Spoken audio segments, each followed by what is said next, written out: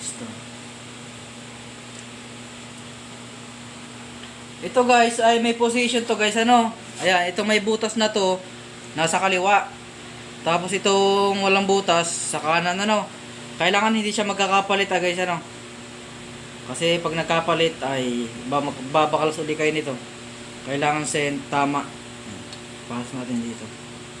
Dahan-dahan, ano.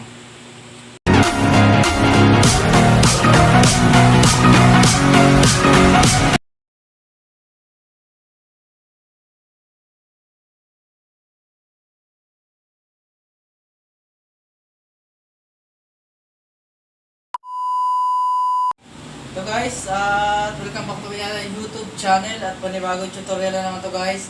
Tuturuan ko kayo kung paano mag-assemble ng Isuzu 4JA1 na injection pump guys. Ano ito siya guys? Pakita mo. Ito yung ating bubuuin. Yan, maliliit lang yung pyesa niya, no. Kailangan pag nagbuo kayo niya, naka-arrange. Tapos malinis yung inyong area, no. At kung gusto nyo guys matuto kung paano i-assemble tong injection pump na 4JA1, tapusin yung video na tutorial natin at huwag nyo skip. At hindi natin ito papatagalin pa, start na rin natin ito. Let's go! Yan ito guys, kailangan natin itong buuin at tapusin yung video, ano. Siyempre unahin natin itong housing, ano. Yan. Ipitin muna natin sa gato, ano. Tapos itong pump liner. Meron siya guys R. Ayan o R. Kailangan yung R sa ilalim. Yan, sa ilalim.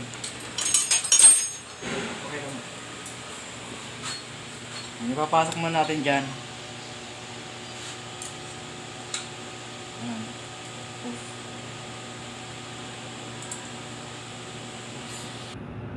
Yan, ito guys, kapit na natin yung pump liner.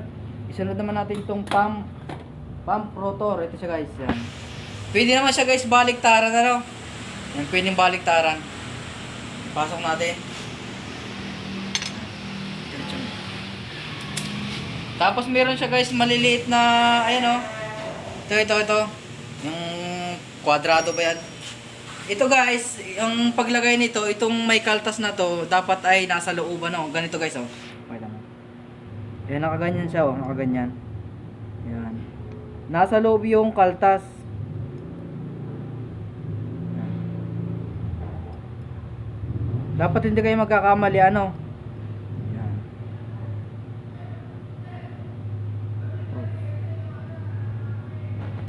Tapos isusunod naman natin guys yung pump cover, ano, ito siya guys. Ito. Ayan. Tapos yung, syempre may tornilyo to. Ayan, may tornilyo.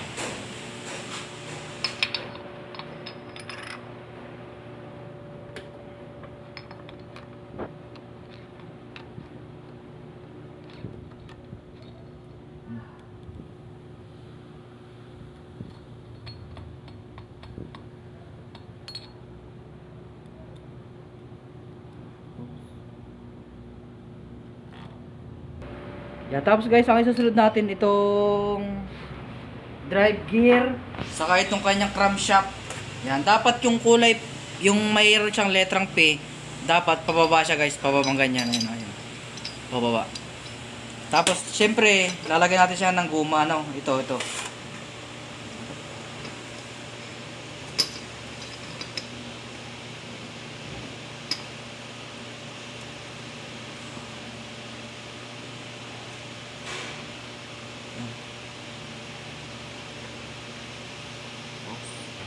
Yan, nalagyan na natin siya guys ng guma, ano.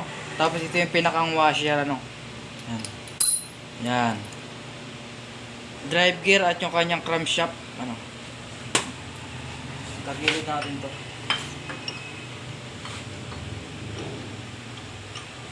Ito guys, yung kanyang marking dapat ay nasa taas, ano. Ayun yung marking, ano. Ayun, itong nilalagay ng kunya dapat nasa taas.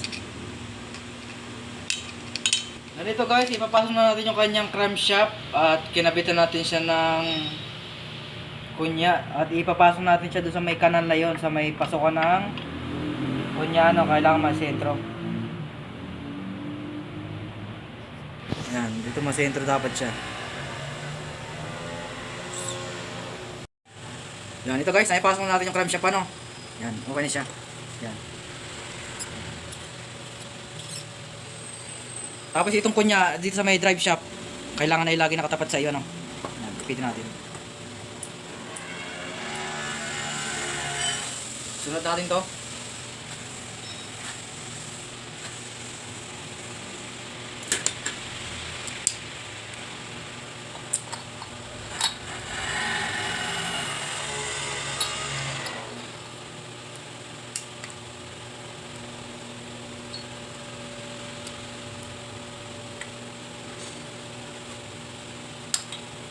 Pumasok na siya. Ang isusunod natin guys ay piston. Ito siya guys. Piston. Yan, piston. Ito guys ay may position to guys, ano. Ayan, ito may butas na to. Nasa kaliwa. Tapos itong walang butas sa kanan, ano. Kailangan hindi siya magkakapalit guys, ano. Kasi pag nagkapalit ay magbabakals ulit kayo nito. Kailangan tama. Pasok natin dito. Dahan-dahan, ano. Tapos ngayon guys, meron siya ditong lock. Kailangan natin kapain ito guys, yung lock. Okay, no. Kailangan pumasok siya dun sa piston. Ito. Makakapay natin siya ngayon. Yung mga ngapatay nito. Yan. Yan, pasok na. Tapos ngayon, ito yung mga kanyang pin at lock. Ito, maliliit nga lang masyado. Ito. Yan. Tutusok natin siya dito guys. Yan, tusok natin siya. Medyo masilan lang kasi maliliit masyado yung pyesa. Yan, ito sunod natin. Tapos sunod natin itong kanyang lock.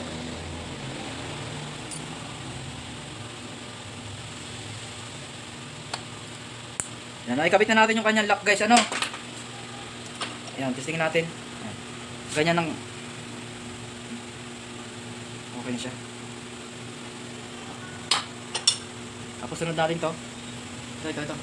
Wala siyang spring guys, ano. Wala siyang spring na nilalagay dito. Yung iba kasi may spring. Patulad ng 4JA1, may spring siya guys. Ito wala. Itong 4JA1, yung 4D56 wala. Yung 4D56.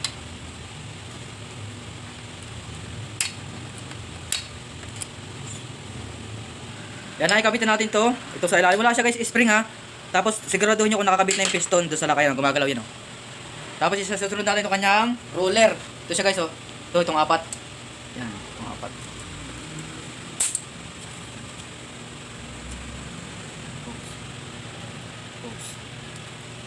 Yan, ito guys, yung pagkabit ninyo ng roller, kailangan yung spacer nito nasa labas. Ito. Ito. Yan. Kailangan na doon sa labas. Yan, nakaganyan. Huwag sa loob. Bali, 4.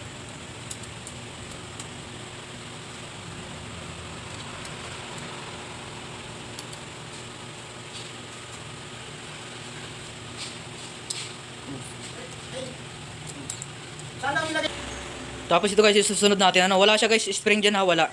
Ito nga lang isusunod natin dyan. Yan, ayan o.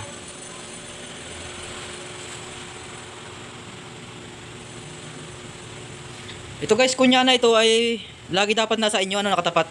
Iikot mo lang yung drive shaft. Lagi sa'yo nakatapat, ayan o. Diyan lagi sa inyo nakatapat guys. Tapos pagkatapos natin ilagay yan, iikotin naman natin ito ng ganyan paparian, ano, pakabila. Yan. Tapos isusunod natin tong kanyang itong may gear. Ipapasok natin to. Yan, pasok natin dyan. Bali 4 siya guys, ano. Yan. Tapos huwag nyo kakalimutan, meron din yung spacer. Ito. Ayan o. Pwede naman siyang baliktaran, basta pwedeng baliktaran siya. Tapos itong kanyang pin. Ito siya guys, pin. Yan. Tapos itong pin, pasok natin yung pin dito, ano. Yan. Naipasok na natin. Siyempre kailangan natin ng spacer, ano. Ito, para to dito. Kailangan yung pa-box sa ilalim. Ayan, sa ilalim yung pa-box. Meron siya guys, kaltas ha. Ayan o. Ayan, yung parang pa-Z sa loob. Tapos itong bilog sa ibabaw, ano. Tapos ngayon guys, ipapatong natin to, no. Ayan, papatong natin. Papatong natin yan dyan. Tapos susunod natin dyan, ito. Ayan, itong mahaba na may thread. Papasok natin yan doon, sa ilalim. Para mag-lock siya doon. Yan, ayan ako na guys, naipasok ko na, ano. Yan, okay na. Tapos ito guys, meron sukat yan. Kung meron kayong caliper, susukatin nyo para ibalik nyo sa dating haba, no. Sunod natin itong kanyang, ano, ito. Yung kinakabitan ng silinyador to. Yung umaba na siya, brum. Siyempre, itapat natin sa atin, ano? Itapat sa atin. Yan. Pag ito siya, guys. Tapos, kailangan natin itong kanyang, ano, dalawang nut. Kailangan ay, hindi ka, o kaya dito, pwede rin dito. Yan, nakikipasok na natin, guys. Ngayon, meron siya butas dito, ayun, o. Pakita mo dito. Pakita mo dito sa kabila. Ang kailangan itong ayan yung dulo noon, sumiyot doon sa butas nito. Ayan. Okay na, tapos yung meron pa dito isa. Bali dalawa yan kasi lock para hindi siya mahulog.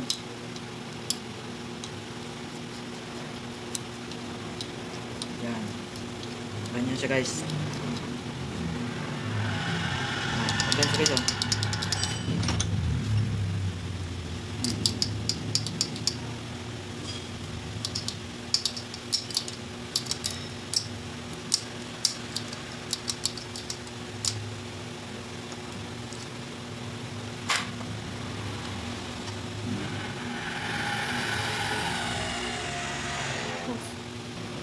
Tapos guys, isusunod natin itong kanyang plunger, ano, ito siya, guys, yan. Pero meron tong ano, guys, yung spacer na maliit, ito siya, guys, oh. Ito. Para hindi siya mahulog, lalagyan natin ito ng grasa, yan. Para dumikit yung kanyang spacer. Pakita natin ng grasa yan. Kasi dikit natin dyan. Para, yan ang mga technique para hindi mahulog, no? Hindi na mahulog. Tapos ngayon, ipapasok natin siya dito, guys. Ito. Kailangan itong plunger na to, huwag magagasgasan, ano, kasi mahirapan kayong ipasok yung rotor head. Siya, guys. Ito, guys, meron siya dong ano, yung pin. Yung pin ay nasa baba, kailangan sumit ito. Ayan, yung kanal na yan. Tapos ito namang pin dito na isa, itong bilog, kailangan naman sumit dito sa bilog na yan. Ayan. Itong kaltas na to, ito sa baba, ayan, kailangan sumit yung pin. Ayun, pakita mo konti. Ito, ayan, yan. Okay, ngayon, isusuot natin siya, no. Kailangan sumit.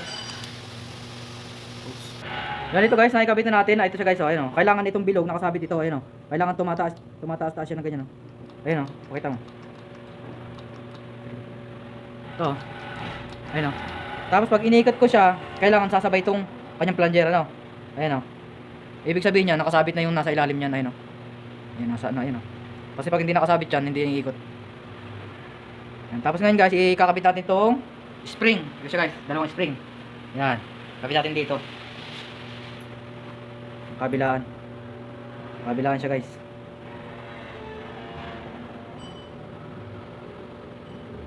Dalawang spring, guys. Ito. Meron siyang dalawang spring.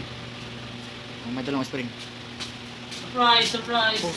Tapos, guys, yung o-ring niya, nilagyan ko ng bagong o-ring. Kailangan natin lagyan siya ng langis para pag sinalpak natin, hindi siya mapupunit. Kasi pag sinalpak natin yan ng pilit, mapupunit. Yan, ito, guys, meron na siyang grasa, ano. Tapos ngayon, magkaiba yung sukat niyan, guys. So, pag ginanyan mo, hindi pantay. Medyo yung spring lamang doon. Yung isa lamang naman dito. Kailangan itama natin to. I-shot natin ng konti. Yan. Tapos ngayon, guys, dahan-dahan. I-shot natin. Dahan-dahan lang siya, guys, ano.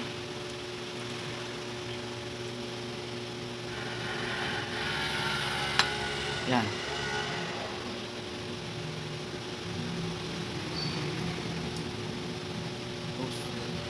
Naipasok na siya, guys. Ngayon, ilulubog na lang natin yan.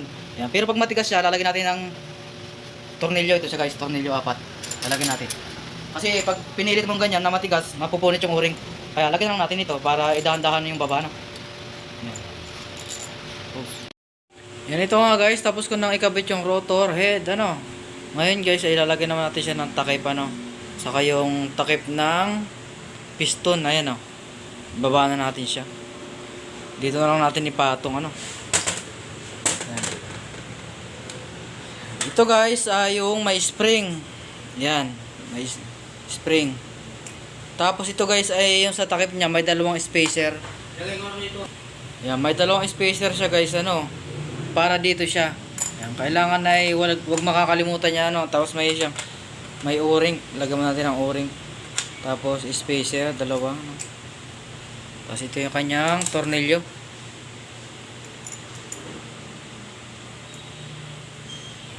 Yan, tapos na natin, guys, lagyan ng takip. Dito naman sa kabila. Kabila naman. Laging, guys, may o-ring, ano. Huwag makakalimutan na lagyan ng o-ring para hindi siya tumagas yung diesel.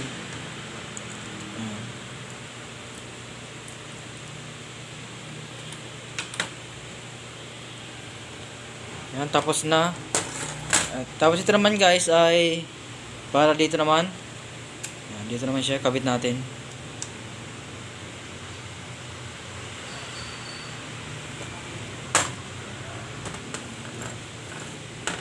Tapos ito guys ay dito to sa rotor head.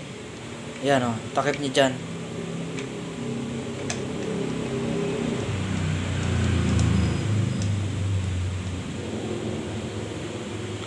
Tapos guys, ikakabit natin itong kanyang spring.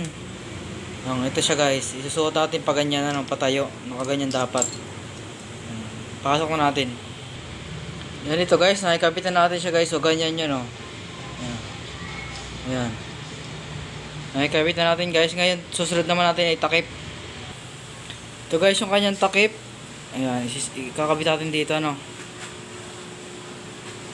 Ayan, pag ganito.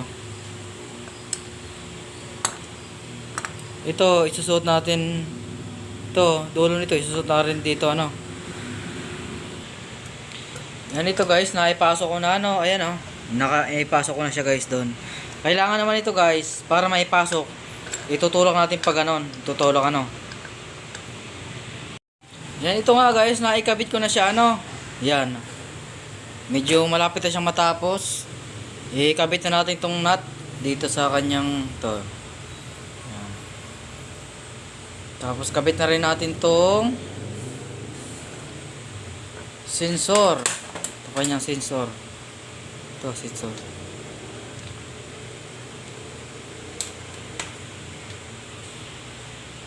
Yan, nakikabit na natin itong sensor. Pagkatapos, ito guys, si linyador ay kabit na rin natin ano.